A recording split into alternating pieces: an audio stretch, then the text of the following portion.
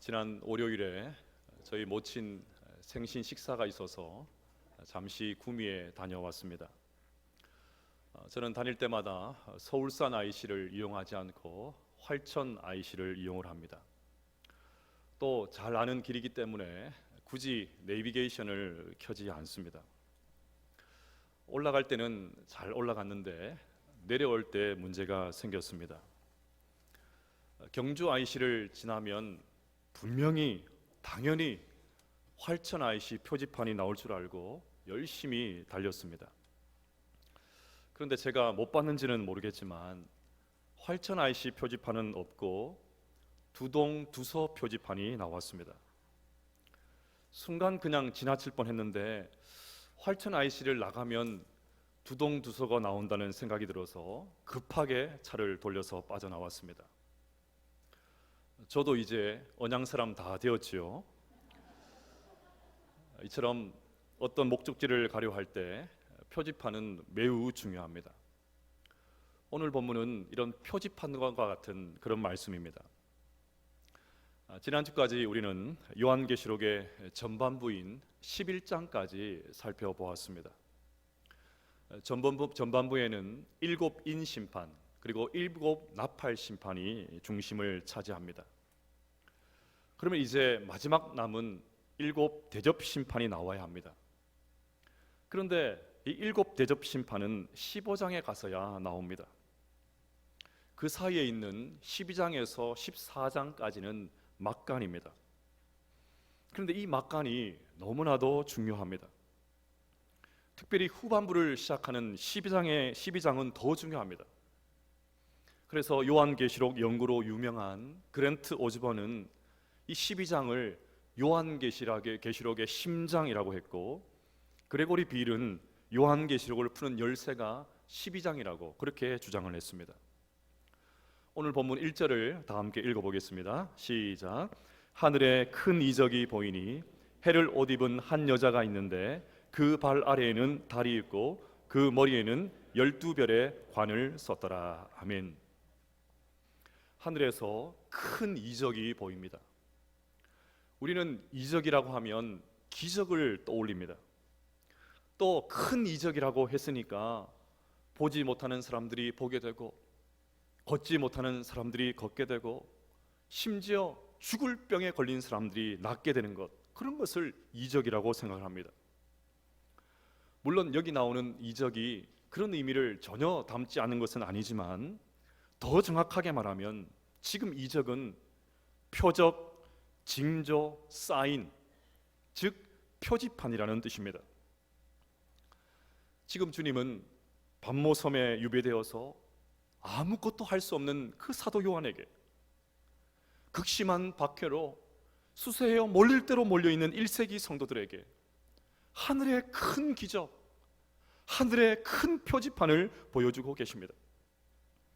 지금 너희들이 어디에서 출발을 했고 지금 어디쯤 통과하고 있고 앞으로 도착할 목적지는 어디인지를 하늘을 열어서 보여주고 계십니다. 주님께서 이렇게 하신 이유가 분명하죠. 지금 너희들이 가는 길이 아무리 고통스러워도 모순투성인 이 세상 때문에 사는 것이 너무나도 힘들고 이해되지 않아도 이 표지판을 보면서 지금 내가 제대로 가고 있구나, 딴 길로 샌 것이 아니라 제대로 가고 있구나, 그것을 확신하라는 것입니다. 이 고통의 시간을 통과하고 나면 장차 영광스러운 미래가 기다리고 있다는 것을 잊지 말라는 것입니다. 그래서 주님은 계시록 후반전을 시작하시면서 큰 이적으로 하늘의 표지판을 보여주고 계십니다. 비행기 조종사를 훈련할 때 가장 많이 강조하는 것이 계기판을 보게 하는 것이라고 합니다. 갑자기 일기가 나빠지면 하늘이 구름으로 가득 찰 때가 있습니다. 그러면 순간 착시 현상이 생겨서 상하좌우가 구분이 되지를 않습니다. 이럴 때 느낌이나 감을 의지하면 그냥 추락하고 맙니다. 그래서 조종사들에게 철칙은 계기판입니다. 느낌으로 판단하지 말고 지금까지 경험 그것을 믿지 말고 반드시 계기판을 봐야 됩니다. 아무리 눈앞이 캄캄해도 아무것도 보이지 않아도 그 계기판의 수치를 믿으면서 항해하는 것, 그것이 조종사들에게 철칙인 것이죠.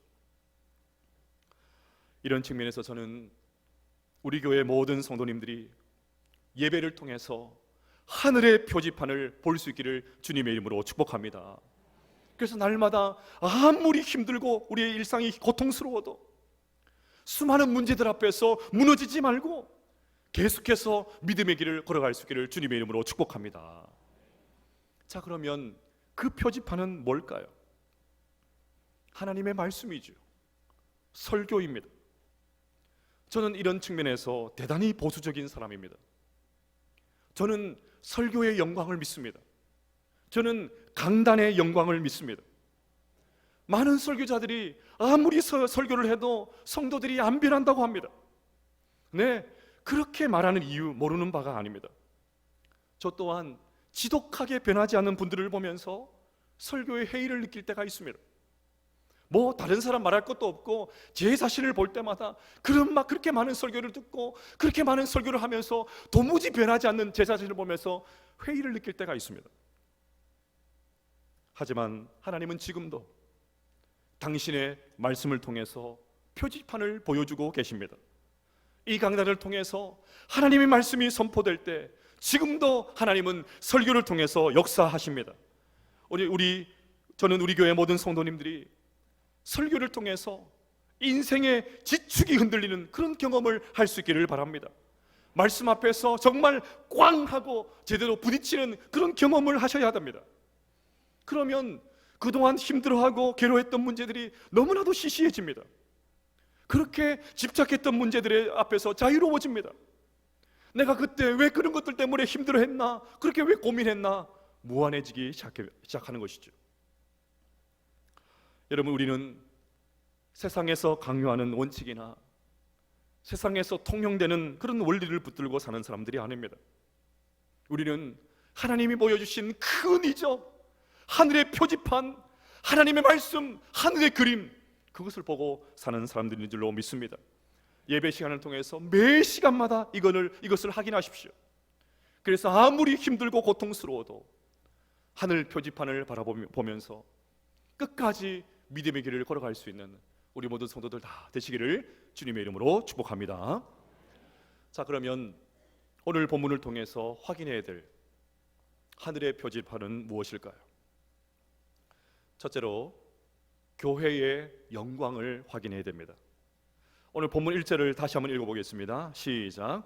하늘에 큰 이적이 보이니 해를 옷 입은 한 여자가 있는데 그 발 아래에는 달이 있고 그 머리에는 12별의 관을 썼더라. 아멘. 한 여자가 나오는데 차림새가 중요합니다. 여기에 여자가 해를 입고 있습니다. 여기 말하는 해는 태양을 의미합니다. 그러니 여자가 태양을 입고 있습니다. 그리고 여자가 달을 밟고 서 있습니다. 머리에는 12개의 별이 박힌 면류관을 쓰고 있습니다. 잘 상상이 안 되지요. 잘 그림이 그려지지가 않습니다. 도대체 해와 달과 별로 치장한 이 여인은 누구를 의미할 것일까요? 우리는 구약 성경에 대한 그런 지식이 많지 않기 때문에 어렵게 느껴지지만 1세기 성도들은 이 말씀을 듣는 순간 즉각적으로 구약 성경을 떠올렸을 것입니다. 먼저 시편 104편 2절 말씀을 읽어보겠습니다. 시작. 주께서 옷을 입은 같이 빛을 입으시며 하늘의 휘장같이 지시며. 아멘. 따라서 해를 입었다는 것은 여자의 모습이 마치 하나님의 영광에 비견될 정도로 찬란한 광채를 가지고 있었다는 말입니다. 또 발 아래 달을 뒀다는 말은 여자가 굉장히 아름다웠다는 뜻입니다. 아가서 6장 10절 말씀을 읽어보겠습니다. 시작. 아침 빛같이 뚜렷하고 달같이 아름답고 해같이 맑고 깃발을 세운 군대같이 당당한 여자가 누구인가? 마지막으로 창세기 15장 5절 말씀도 읽어봅시다. 시작. 그를 이끌고 밖으로 나가 이르시되 하늘을 우러러 무뼈를 셀 수 있나 보라. 또 그에게 이르시되 내 자손이 이와 같으리라. 아멘. 시간이 아무리 지나도 하나님께서 약속하신 자손이 없자 아브라함이 낙담하고 있습니다. 그래서 하나님은 아브라함을 밖으로 데리고 가셔서 하늘의 별을 보게 해주십니다. 아브라함아, 걱정하지 마. 내 몸에서 난 자식이 저 하늘의 별처럼 많아지게 될 거야. 그러니 유대인들은 별이라는 말을 들으면 제일 먼저 자손을 떠올렸습니다. 결정적으로 이 여인은 12개의 별이 박힌 면류관을 쓰고 있습니다. 이것은 구약의 12지파, 신약의 12사도를 의미하는 것인데 신구약의 모든 성도들, 우리들 교회를 의미하는 것입니다. 따라서 해, 달, 별로 치장한 여인은 교회입니다. 하나님의 백성으로 부름받은 성도들, 우리들을 의미하는 것입니다. 이런 영광스러운 교회의 모습이 요한계시록 21장 2절에 잘 나옵니다. 우리 같이 한번 읽어볼까요? 시작. 또 내가 보매 거룩한 성 새 예루살렘이 하나님께로부터 하늘에서 내려오니 그 준비한 것이 신부가 남편을 위하여 단장한 것 같더라. 아멘. 지금 주님은 첫 번째 하늘 표적으로 교회의 영광을 보여주고 계십니다. 주님이 볼 때, 우리 주님께서 보실 때 교회는 태양과 같이 영광스러운 존재라는 것입니다. 너희들은 달같이 아름답다는 것입니다. 마치 드레스를 입은 신부와 같이 눈부시게 아름다운 존재가 이 땅의 교회, 하나님의 백성으로 부름받은 우리들이라는 것입니다. 여러분, 왜 주님께서 제일 먼저 교회의 영광, 교회의 아름다움을 보여주실까요? 그만큼 1세기 성도들의 마음속에 교회의 이미지가 일그러져 있었기 때문입니다. 세상에서 실컷 두들겨 맞고 제대로 말도 하지 못하는 교회가 무슨 영광입니까? 아름답기는커녕 1세기 교회는 피투성입니다. 너무 많이 맞아서 여기저기 멍이 들고 눈덩이가 부어오르고 제대로 걷지 못하는 교회, 그것이 1세기 교회였습니다. 그러니 당시 교회는 누가 봐도 영광스러운 모습이 아닙니다. 아무도 그런 교회를 거들떠보지를 않습니다. 오늘날 한국교회가 처한 상황과 너무나도 비슷하지 않습니까? 세상의 눈으로 봐도 그렇고 우리의 눈으로 봐도 그렇고 솔직히 교회는 영광스럽지 않습니다. 아름답지 않습니다. 오히려 온갖 조롱과 비난의 중심에 교회가 있습니다. 저희 친가는 거의 다 교회를 다니십니다. 근데 저희 친가 가운데 교회를 안 다니지 않는 분이 계세요. 최근에 그 이유를 알게 되었습니다. 이유를 들어보니까 교인에게 막대한 금전적인 피해를 입었기 때문입니다. 그래서 교회 얘기하면 그냥 치를 떱니다. 그런데 조카가 목사라고 하니까 마음을 고쳐먹기 위해서 애를 쓰고 있다고. 굳이 이런 이야기를 하지 않아도 여러분들도 교인들에게 당한 피해를 호소하는 내용들을 많이 알고 계실 것입니다. 교회 안에서조차 인간적인 냄새를 거침없이 풍기는 분들도 있죠. 그러니 상황이 이렇다 보니까 세상은 말할 것도 없고 성도들조차 교회는 영광스러운 곳이 아니라고, 교회는 아름다운 곳이 아니라고 세상과 똑같이 온갖 악의 참 비난을 교회에 퍼붓습니다. 교회에 대해서 함부로 말을 합니다. 네, 세상의 눈으로 보면 교회는 참혹하기 그지없습니다. 흠모할 것 아무것도 없습니다. 이런 부분은 회개하고 돌이켜야 됩니다. 제가 자주 말씀드렸지요. 그냥 덮어놓고 코로나 이전으로 돌아가면 안 됩니다. 부족한 부분은 계속해서 쇄신하고 고치고 변화된 모습으로 이전으로 돌아가야 됩니다. 하지만 그럼에도 불구하고 세상의 눈으로 볼 때 교회가 아무리 참혹해도, 심지어 우리들조차 교회를 아름답지 못하다고 그렇게 말한다 할지라도 주님은 교회를 보시면서 태양으로 옷 입은 것처럼 영광스럽다고 하십니다. 구원받은 한 사람 한 사람이 단장한 신부와 같다고 하십니다. 눈부시게 아름답다고 하십니다. 그러면 교회를 향한 우리의 시선이 교정되어야 합니다. 하나님의 시선으로 교회를 볼 수 있어야 합니다. 스바냐 3장 17절 말씀을 같이 한번 읽어보겠습니다. 시작. 너희 하나님 여호와가 너희 가운데 계시니 그는 구원을 베푸실 전능자이시라. 그가 너로 말미암아 기쁨을 이기지 못하시며 너를 잠잠히 사랑하시며 너로 말미암아 즐거이 부르며 기뻐하시리라 하리라. 할렐루야. 이것이 우리를 향한 하나님 아버지의 마음, 하나님의 시선입니다. 그는 이 시간 주님의 시선으로 교회를 향한 영광, 이 교회의 영광을 확신할 수 있는 우리 모두가 될 수 있기를 주님의 이름으로 축복합니다. 둘째로, 교회의 핍박을 확인해야 됩니다. 앞서 우리는 교회의 영광을 살펴보았습니다. 하지만 현실의 교회는 영광스럽지 않습니다. 심지어 극심한 박해와 고난도 있습니다. 영광스러운 교회와 이 부조한 이 현실을 어떻게 이해해야 되겠습니까? 그것에 대한 대답이 3절에 나옵니다. 우리 3절 말씀을 같이 읽어봅시다. 시작. 하늘에 또 다른 이적이 보이니 보라, 한 큰 붉은 용이 있어 머리가 7이요 뿔이 10이라. 그 여러 머리에 7 왕관이 있는데. 하늘에서 또 다른 표적이 보입니다. 이것도 표지판입니다. 근데 이것은 짝퉁, 거짓, 허위 표지판입니다. 여기에 머리가 7이고 뿔이 10이고 또 7 왕관을 쓴 용이 나오고 있습니다. 이 용이 무엇인가를 놓고 다양한 해석들을 합니다. 근데 여러분, 다 쓸데없습니다. 왜냐하면 9절에 이 용의 정체가 분명하게 나오기 때문입니다. 큰 용이 내쫓기니 옛뱀 곧 마귀라고도 하고 사탄이라고도 하며 온 천하를 꿰는 자라. 그가 땅으로 내쫓기니 그의 사자들도 그와 함께 내쫓기니라. 용은 사탄, 마귀입니다. 사탄은 히브리식 표현이고 마귀는 헬라식 표현입니다. 다 같은 말입니다.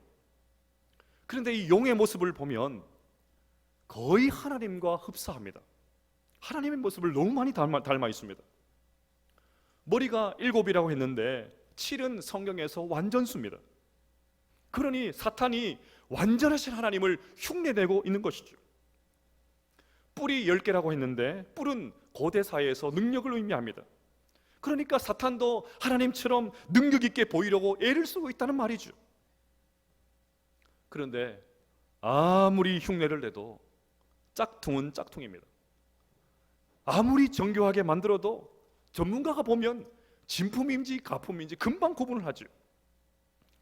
여기서 쓰고 있는 관을 보면, 왕관을 보면 짝퉁이라는 것을 알 수가 있습니다. 앞서 여자가 쓴 관은 승리한 사람, 경기에서 승리한 자가 쓰는 면류관을 의미합니다. 그런데 사탄이 쓰고 있는 관은 자신이 스스로 만든 관이에요. 우리말 성경에는 똑같이 관이라고 되어 있지만 원문을 보면 정확하게 다른 단어로 표현을 하고 있습니다. 오늘날에도 예수님을 흉내내는 가짜들이 너무나도 많이 있습니다. 그럴싸하게 흉내를 냅니다. 이단들도 전부 성경을 사용을 하죠. 지난 주간에 저에게 두 개의 우편물이 도착을 했습니다. 봉투를 열어보니까 책의 디자인이나 그런 책의 제목이 그냥 사이비입니다. 그냥 짝퉁, 그냥 냄새가 물씬 풍깁니다. 제목이 이렇습니다. 세상에서 가장 놀라운 이야기, 이 책에 투자한 첫 5분이 당신의 인생을 완전히 바꾸어 놓을 것입니다. 그냥 열어보지도 않고 쓰레기통으로 던졌습니다. 그런데 무슨 말을 하는가 싶어서 보았더니 역시나 요한계시록입니다. 제가 요한계시록 설교를 하는데 어찌 알고 또 보냈더라고요. 결론이 뭔지 아십니까?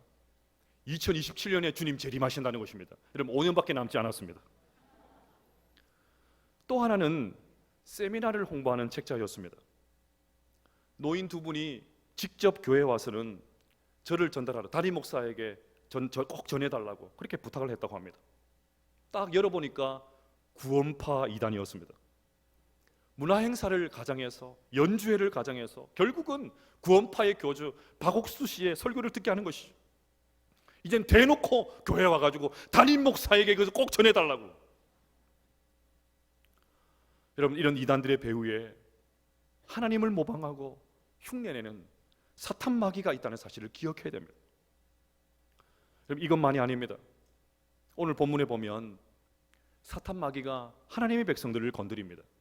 4절을 보시면 그 꼬리가 하늘의 별 3분의 1을 끌어다가 땅에 던지더라. 용이 해산하려는 여자 앞에서 그가 해산하면 그 아이를 삼키고자 하더니. 이 본문을 보면 사탄 마귀가 노리는 대상이 나옵니다. 그 아이를 삼키려고 하더니, 여기 나오는 아이는 예수님을 상징합니다. 예수 그리스도께서 태어나시면 사탄 마귀가 끝나는 것을 알고 있기 때문에 사력을 다해서 방해하는 것이죠. 여러분, 예수님께서 탄생하실 때 헤롯 왕이 2살 밑에 남자아이를 다 죽이게 하라는 그 명령을 내리던 것을 기억하실 것입니다. 겉으로 보면 인간 헤롯이 한 것 같지만 그 배후에 사탄 마귀가 강력하게 역사하고 충동질해서 그런 일들이 일어났던 것입니다. 이런 사탄의 시도는 구약에서도 숱하게 있었습니다. 북이스라엘 왕 여호람 때에 예후가 구테타를 일으켰습니다. 마침 남유다의 아하시아 왕이 북왕국에 왔다가 같이 죽임을 당했습니다. 이 소식을 아하시아의 어머니였던 아달랴가 듣습니다.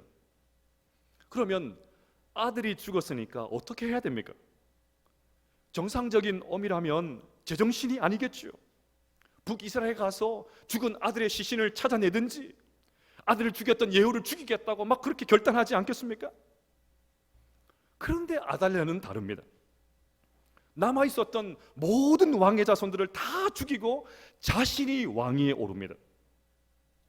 권력의 눈이 멀어서 그런 것이 아닙니다. 아달랴는 바알의 전도사였던 이세벨의 딸이었습니다. 그러니 아달랴는 사탄의 하수인이 되어서 다윗의 혈통을 끊으려고 했던 거예요. 어떻게 해서든지 다윗의 그 숨통을 끊어버리려고, 다윗의 후손으로 오신 예수 그리스도 그 경로를 막아버리기 위해서 그 숨통을 끊어버리려고 그렇게 했던 것입니다. 만약 아달랴의 계획이 성공했다면 예수님은 다윗의 혈통을 통해서 올 수가 없었습니다.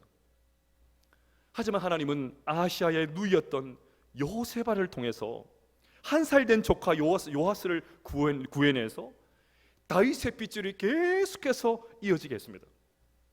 그리고 마침내 사탄과 마귀의 방해를 꿇고 예수 그리스도께서 탄생하셨습니다. 그것이 바로 5절이죠. 5절 말씀 같이 읽어봅시다. 시작. 여자가 아들을 낳으니 이는 장차 철장으로 만국을 다스릴 남자라. 그 아이를 하나님 앞과 그 보좌 앞으로 올려가더라. 아멘. 세기를 걸쳐서 집요하게 노력했던 사탄의 노력은 결국 물거품이 되었습니다. 아이를 삼키려고 했던 사탄의 시도는 실패로 끝났습니다.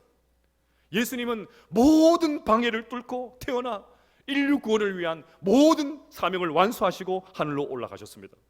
마침내 주님이 승리하셨습니다. 할렐루야. 따라서 지금 교회가 당하고 있는 고난과 핍박은 사탄의 분풀이에 불과합니다. 아이인 예수님을 어떻게 했어야 되는데 그것에 실패했으니까 주님께서 다시 오실 때까지 남아있는 성도들, 교회들에게 화풀이하는 거예요. 그러니 여러분, 무서워하거나 두려워할 필요가 없습니다. 한번 밀리고 실패한 사탄의 시도는 성공할 수가 없습니다. 그래서 주님은 오늘 본문을 통해서 세 번째 하늘 표지판을 보여주고 계십니다. 셋째로 교회의 보호를 확인해야 됩니다. 6절 말씀을 같이 한번 읽어봅시다. 시작. 그 여자가 광야로 도망하며 거기서 1260일 동안 그를 양육하기 위하여 하나님께서 예비하신 곳이 있더라. 아멘. 앞서 여자는 교회라고 말씀드렸죠. 그러니까 교회가 광야로 도망치고 있습니다. 광야로 도망쳤다라는 말 때문에 광야를 좀 부정적으로 생각할 수 있는데 그렇지가 않습니다. 애굽에서 430년 동안 종살이하던 이스라엘 백성들이 출애굽을 해서 하나님의 그 세밀한 돌보심을 경험했던 것이 광야였습니다. 낙심한 엘리야가 광야로 도망쳤지만 하나님은 광야에서 엘리야를 먹여주셨습니다. 이처럼 광야는 하나님께서 자기 백성들을 보호하시는 영적인 장막입니다. 하나님은 광야에서 성도들을 1260일 동안 양육한다고 하십니다. 여기 나오는 1260일은 다른 곳에서는 42달, 또 3년 반, 한때, 두때, 반때라고 표현했는데 다 같은 말입니다. 예수님께서 승천하시고 재림하실 때까지 그 기간을 그렇게 표현한 것입니다. 즉 하나님은 우리 주님께서 다시 오실 때까지 교회를 지키시고 보호하신다는 말입니다. 여러분, 교회를 허물고 무너뜨리려고 하는 사탄의 공격이 아무리 극심해도, 아무리 심해도 교회는 하나님의 보호 아래 있다는 사실을 믿으시기를 바랍니다. 지금까지 교회가 이 적대적인 세상 속에서 온갖 공격과 비난을 받았지만 여전히 건재한 것은 하나님께서 교회를 보호하고 계시기 때문입니다. 아무도 교회를 깰 수가 없습니다. 허물 수가 없습니다. 교회는 수없이 많은 박해와 어려움 속에서도 증인의 사명을 감당할 때 여기까지 왔습니다. 지난 2000년의 교회 역사가 이것을 증명하고 있습니다. 이제 우리에게 중요한 것은 2절입니다. 우리 2절 말씀을 같이 읽어봅시다. 시작. 이 여자가 아이를 베어 해산하게 되매 아파서 애를 쓰며 부르짖더라. 아멘. 구약의 성도들은 하나님께서 약속하신 메시아를 맞이하기 위해서 모든 고통을 감수하면서 간절히 부르짖었습니다. 그 구약 성도들의 그 간절한 기도를 들으시고 주님께서 이 땅 가운데 오셨습니다. 이제 신약 교회인 우리들이 이 사명을 감당해야 됩니다. 예배가 예배되기 위해서, 교회가 교회되기 위해서, 그리스도인이 그리스도인이 되기 위해서 우리 각자의 몫을 감당해야 됩니다. 흘려야 될 눈물이 있으면 흘려야 됩니다. 흘려야 될 땀이 있으면 기꺼이 흘려야 됩니다. 그렇게 우리는 해산의 고통을 감수하면서 주님을 맞이해야 됩니다. 사랑하는 여러분, 오늘 이 아침 하나님께서 보여주신 이 하늘의 표지판, 교회의 영광, 교회의 핍박, 교회의 표지판을 보호를 붙들고 주님 다시 오실 그날까지 신실하게 믿음의 여정을 걸어갈 수 있는 우리 모든 성도들 다 되시기를 주님의 이름으로 축복합니다.